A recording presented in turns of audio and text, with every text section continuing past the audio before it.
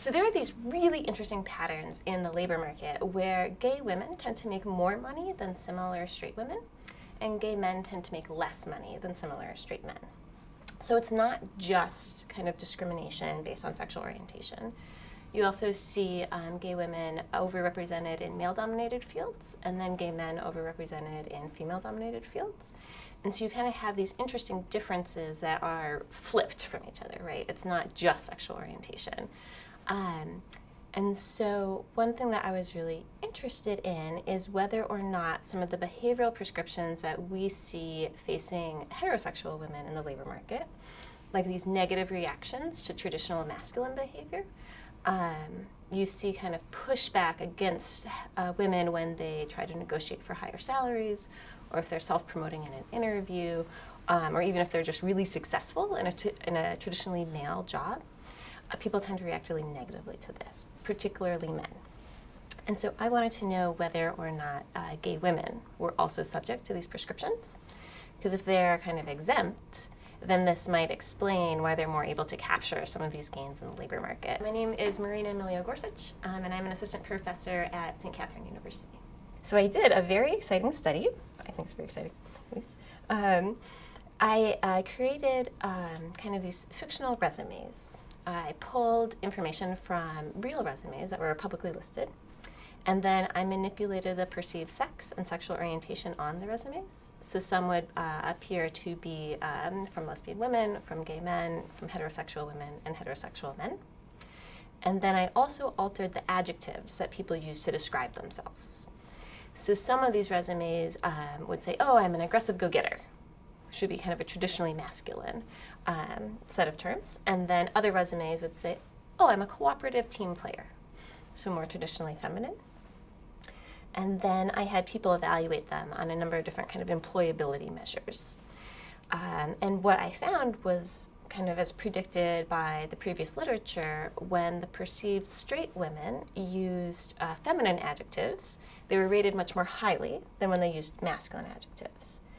But that didn't happen for the resumes that had this LGBT organization on it. So as soon as you put that on the resume, or as soon as you were a perceived gay woman, you didn't have this difference based on what adjectives you were using. So these perceived lesbian women were really being treated much more like the perceived heterosexual men. So that tends to be kind of the main reason that people tend to go to for these types of differences. So if you know that you're gay while you're growing up and you're a woman, you might not expect to partner with a higher earning man. So you're going to invest in human capital that's going to make you more money, for example.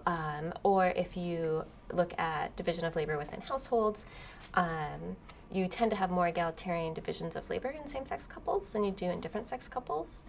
So it's going to tend to benefit gay women compared to straight women. Or I should say, it'll benefit women in same-sex couples compared to women in different-sex couples. So a lot of the previous research has really focused on those two elements. And this paper is really kind of looking at this third element of, do gay women actually face different expectations? Are they treated differently by potential employers? So I use what's called a finite mixture model. So what this allows you to do is identify latent classes within experimental participants.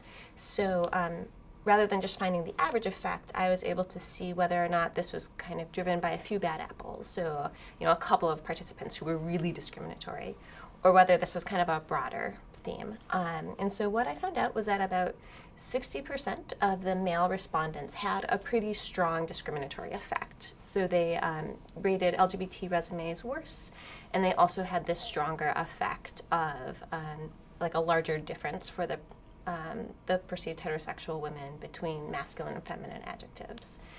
And so this was saying that, this is really most men.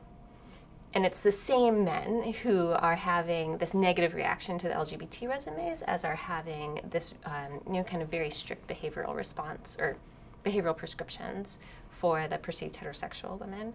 So it's really all going together, and it's really all about masculinity, and it's about, these are two different threats to masculinity. And so people are, men are responding really negatively to these two different types of threats. And so it's really specifically harming gay men the most. Like they had stronger negative reactions to the gay male resumes than the gay female resumes. And then also kind of these really strict behavioral prescriptions for the perceived straight women. The average effect among the female participants was much smaller. They really had a negative but not statistically significant response to the LGBT resumes. They did tend to rate them worse on personality characteristics, so that women participants saw the LGBT resumes as more pushy, for example. But that didn't tend to affect the employment outcomes. And even when I split them into latent classes, neither of the latent classes among the female participants had a discriminatory effect. So women just discriminate less in this particular setting. I would really like to explore more policy elements here. I think that one of the things that's really important here is to think about what we think of as fast thinking versus slow thinking. So a lot of these things are just happening really fast. Employment decisions tend to happen very quickly at the first stage. You're looking at a resume, you're making kind of this impression of this resume very quickly.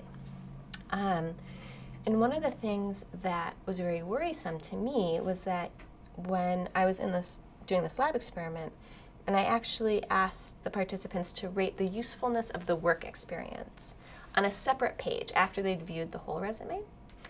And male participants actually rated the perceived gay men's work experience as less useful than an identical work experience when it was on a straight man's resume.